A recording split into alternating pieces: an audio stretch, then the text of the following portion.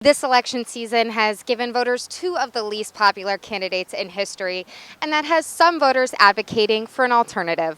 At one end of the city in Jamaica Plain, Libertarian volunteers rally for presidential candidate Gary Johnson. Over in Somerville, Green Party volunteers pass out information on candidate Jill Stein. These two outside political parties disagree on what the most important issue is in this election. Foreign policy and foreign affairs. Major environmental shutdown. The economy. Black Lives Matter. But they do agree on one thing.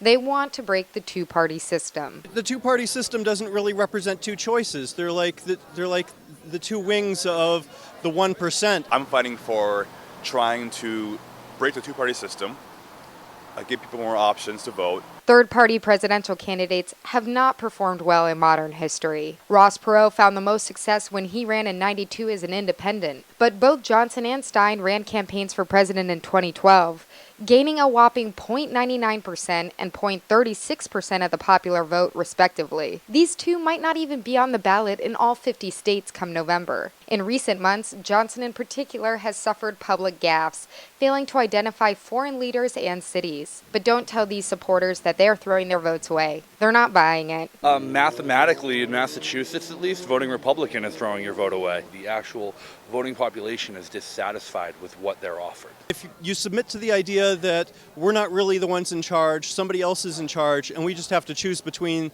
two candidates of this tiny class of people who are really the ones in charge of our country, then we've already forfeited our democracy. Reporting for the Boston Herald, I'm Meghan Ottolini.